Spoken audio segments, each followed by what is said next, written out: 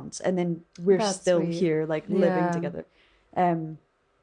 Do you have like a significant, Melanie, do you have a significant moment in a relationship that changed your perception on relationships? Does that make sense? Yeah. Like my first moment for sure was like how you were talking about losing your virginity. Like mine was like that moment, because like for me it was really shit. Like Preach, yeah, beautiful. like I just like one day maybe we'll get a story that like someone has like a really good story about losing their virginity, but it's definitely not me. No. Yeah, I was Me seeing this neither. like guy who was maybe like, I think he was like either a year or 2 years older than me in high school.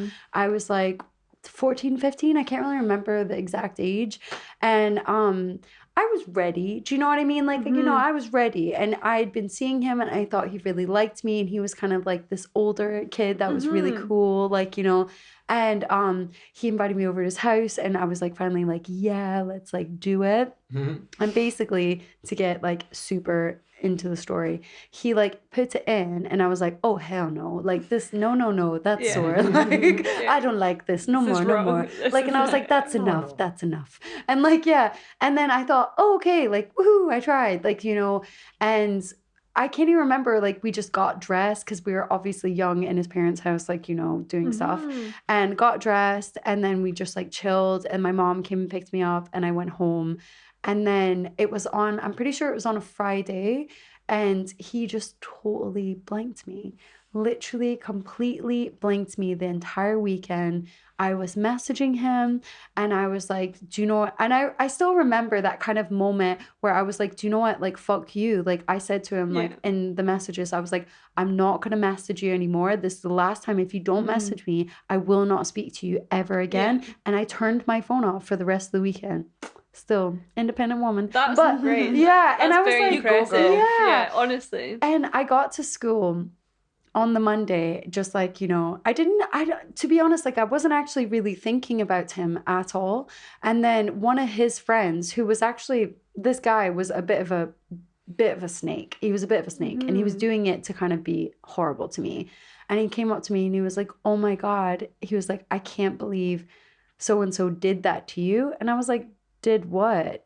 And then I look over, and he's with his ex-girlfriend. Like he's literally cuddling the guy, like he's cuddling his ex-girlfriend who was the same age as him. So in my head, I immediately thought, I didn't have sex with him. That's why he didn't want to date me. Like for sure. It definitely was 100%, whatever the fuck he says. And I just literally looked over, and I was like, no. And then I just like, my sister was 2 years older than me, and I like, she was at break time with me as well. So I like ran to go and find her. And then I ran into one of her friends. I was like, have you seen my sister? And she was like, no, but you look like you're about to cry. And you know when you're about to cry? Yeah, and if Someone says cry, that's and it. Just starts. Bye. I started bawling, crying, and I just like vented to all my sister's friends and all my friends as well. And they were like, fuck him, like karma's gonna get him, blah, blah, blah. Literally, maybe, I think it was only a week, like, high school is so dramatic, but it was like a week later. It turns out that his girlfriend that he kind of like left me for, in the sense, was only dating him to make her ex-partner jealous. So as soon as as soon as the jealousy worked, she dumped him and then got back with her ex. And then he was left all alone. And I remember we went to like a gig, like it was like this like really like punky gig like in my town, and he was there, I was there, and he came and was just like, well, I'm so really sorry. Please tell me like, you punched him in the face. Oh dude, I was just like, I don't give a fuck, like fuck you, dude. Like, do you know? But it was that moment that I realized, like, and again, it was quite a pivotal moment for me because it was like my first sexual experience, like really like, you know, fully. And I was just like, do you know what? Like, I'm just like not going to wait for someone or like do that. I'm going to treat like guys the way they've treated me. And I was like, I'm not going to give a fuck. Like, I'm just going to do whatever the fuck I want. That's amazing, honestly. Yeah. And I was just like, you know, like, yeah, I'm just gonna do whatever I want and blah, blah, blah. If I want to sleep with someone, I'm gonna sleep with someone. If I'm called a slut, I'll be called a slut. Like, I'm just gonna have fun. I'm gonna be nice to people. And like, do you know, like, I'm just gonna be nice to everyone. I'm not gonna be in a clique or anything like that. I was like friends with like most people. I just like, yeah. So that was my first kind of like heartbreak. I was a wee bit heartbroken, but and then Yeah, of afterwards I was like, course. fuck that guy. I was like, No, good on you for not like dwelling on it, Absolutely. because I Yeah. feel like usually if something like that happens, especially if somebody was cuddling in front of you Yeah. when you've Yeah. just done something like that. what a bastard. Just like blanking me as well. Exactly. And sometimes the biggest heartbreak can come from like the smallest relationships, or you know, Yeah. it's maybe just the chemistry, or like if it's a significant moment like your virginity, like it can just Yeah. it just has, you know, it's maybe not as logical as you'd think. You're like, oh, that's a tiny amount of time, but that stuff can last for years. Like eh? I'm older and I remember that moment where I saw him and I was like, no. Yeah. But it's just crazy because like I do feel like in a sense, which is kind of a shame because obviously like you shouldn't treat anyone like crap, but it did in my head at that time at such a young age, like kind of shape like me being like, I'm just not, because every guy treats girls like shit. I'm just going to treat guys like shit and just be detached. So I felt like it was really hard where I was seeing like other people who actually really, really liked me and that were my age and stuff like that and really, really were into me. And I had totally detached myself from emotion in that sense and so I couldn't be with them. Yeah. That's like a survival mechanism as well, isn't it? Though, because I've definitely felt that as well. Like you're like, how can I preserve myself in the moment? Because we've all been there, that kind of guttural, kind of hot, painful feeling of disappointment and I think I've definitely had moments like that as well, where it just makes you, and it's not healthy. I mean, some parts of it, self-preservation is healthy, but it's not healthy when you do want to connect with someone, you can't connect with them. But it's totally survival, isn't it? Yeah, it's it really like, is. And to be honest, like that just made me think it's kind of like that cycle. So for example, you know, like you get your feelings hurt, so then you stop giving a fuck and then you start sleeping with someone, and then because you don't give a fuck, you kind of like hurt their feelings. And then it's like a cycle, so then everybody ends up going through that experience of constantly getting hurt. That's so I would true. I would definitely jump in there and say that I've been the nice guy. And that's why obviously you said I'm not quite the nice guy, but I'm not the bad guy. I'm somewhere in the middle. And I think I went through being the nice guy to being the bad guy to being the nice guy to being the bad guy, and realizing that the nice guy gets treated like shit, and then the bad guy eventually ends up in shit. So you end up in this cycle where until you come to the realization that you need to just treat that other person like a person. And if they're not treating you like a person, then you need to leave. So in both ways, whether it doesn't matter what you identify as a gender or who you are, where you come from. If you treat yourself like shit, someone else is going to treat you like shit. You're inviting that pain in. That energy is so present. It may not be easy to do, but it is. Preach. And that's so true. Yeah, you're so right. And it's hard because sometimes if you're not on the same page, like I don't know, like from my background, my kind of cultural background, like I've, taught to give all myself and like, like make sure the other person feels so much better before I thought about myself. So like it's been a lesson recently to be like, okay, that's not actually helpful or nice for me or that other person. It's not helpful if you're seeing someone, like I was dating someone earlier in the year and I wasn't really feeling it, but I was like, oh, I had that feeling, and actually it is like, it's getting to the point where realizing that it's maybe the kinder thing to do to actually break it off, and it's quite hard to get that, and it's how you do that, ghosting is small dick energy, like, bro.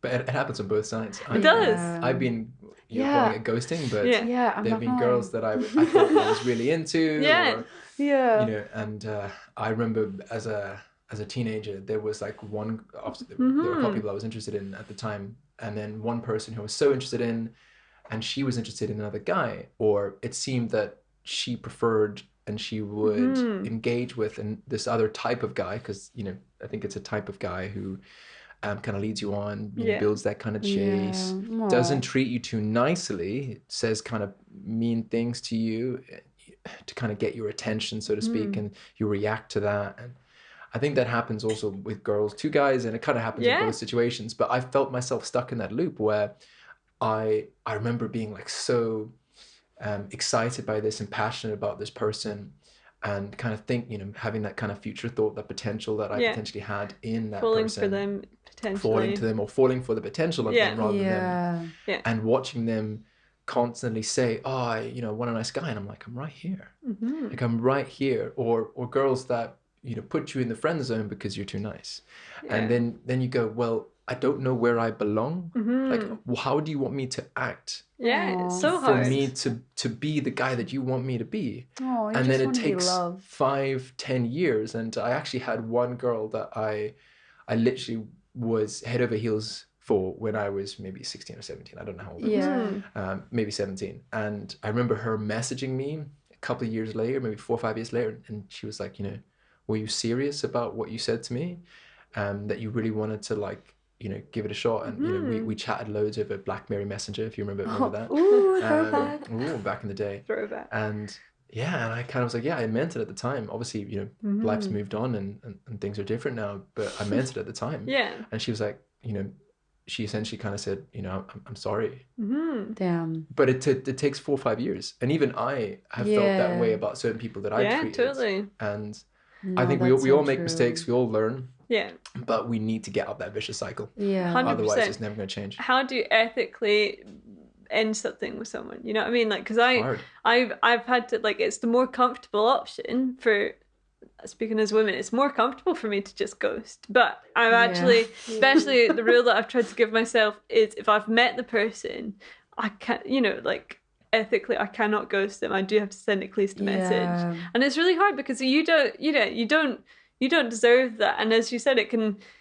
cause a cycle. It can really tear down someone's self-esteem. And then, as you said, like, that doesn't just affect the person. That's you're turning that guy that you just ghosted or treated like he was a piece of shit, right? Or that person, whether it's a guy treating a girl or a girl treating a guy or a person treating a person, and no matter which way you want to look at it, you are causing that future person to behave in a certain way. Yeah, it's like if we all accept responsibility for how we treat others, we may then also be responsible for the good person that they turn out to be. Exactly. Because if they turn out to be a bad person because of the actions that we did to them, we are partly responsible for that too. And here's a question.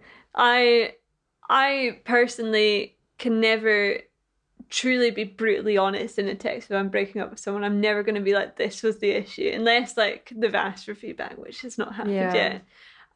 What do you... excuse me. Can you fill in my survey? Thank you. Is that what you do after every relationship? Yeah, here's my Google Doc. What did you like and what did you not like? Don't worry, it's anonymous. Please give me constructive criticism. That's so funny.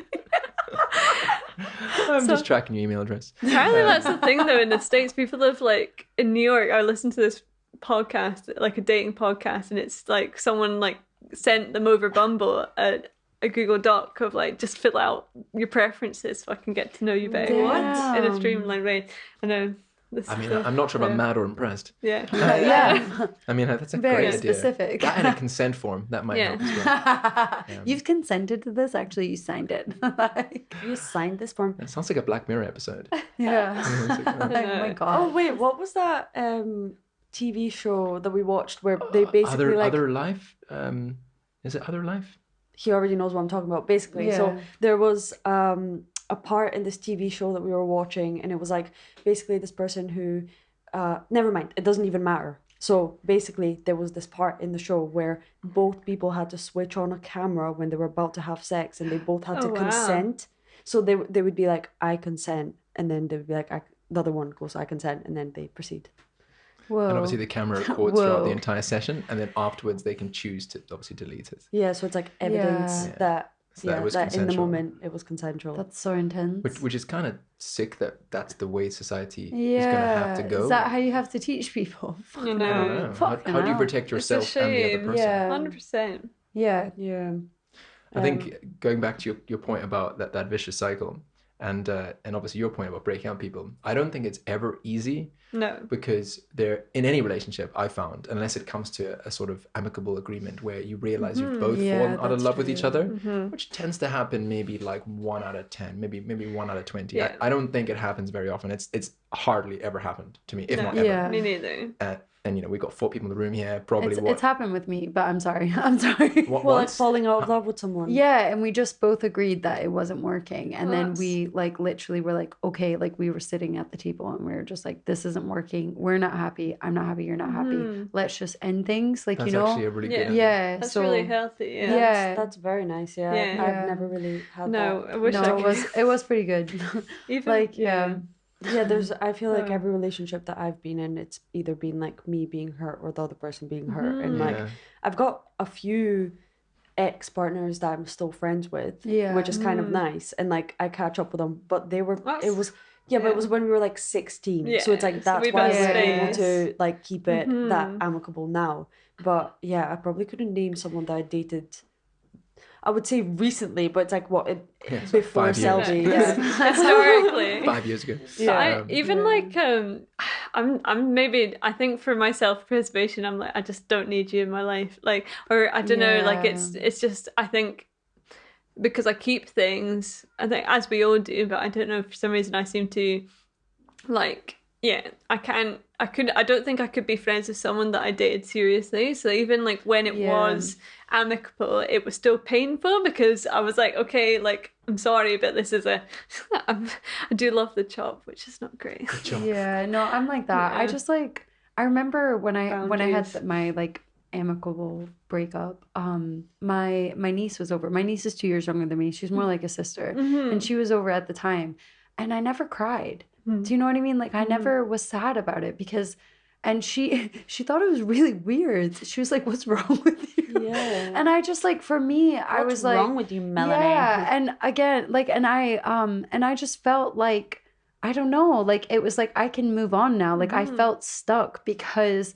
I was trying so hard to fix something that was never going to be fixed. And then as soon as they agreed with it, I was like, okay, cool. Like I never felt sad. I never had to grieve. Yeah. It's not that I didn't love them, but I just never felt like, I felt better actually. And that's when you know. It's like when you feel that relief. You feel liberated. It's just right. Yeah, in a way, like I didn't ever need to kind of like look back, where in other relationships that I've like had where I had to like look back and reflect and all of this stuff. I never had to do that because I just felt like it just ended and that was okay. Like they were in my life for that period, that they were really meant to be there and I really, really needed them. But then like, so it was okay. Like that they were not there anymore. Yeah. Did you feel like the ending was kind of like gradual? So I hear usually like in relationships before they kind of come to an end, people have like a 6-month period where they're feeling a bit odd. That's literally what it was. Yeah, 6 months. And then they're kind of like, oh, well, this is not working out. They're trying over a 6-month period, and then it just doesn't work out. Yeah, that's literally what it was. Yeah, 6 months. That's so weird. Yeah.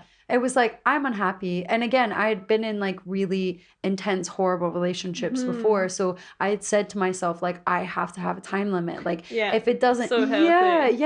And for me, even now, if it's 3 months of just constant bickering and not getting along and it feels stressful, then I'm like, no, this isn't working. Like, like, so it's like 6 months. Yeah. 6 months for me was even too long. Yeah. And I just realized that actually they were in my life for that purpose and I needed them. And I'm sure they needed me as well to fulfill whatever it was that they needed. But it was okay to like move on. Like I learned a lot and then I was happy to move on. And so like, so it was really, really good. I would completely agree. I think there are obviously a lot of things that now I look back on, they were left unsaid, but I don't think that I could have said them in any better way. Yeah. Whether I was the person really being broken up with, or whether I was doing the breaking up. Yeah. Yeah. No matter what you said, it wasn't going to make it better because one person wanted it or wasn't prepared for it or was more in love with the other person or didn't understand it. Yeah. And I think there comes a time where or assumed that they're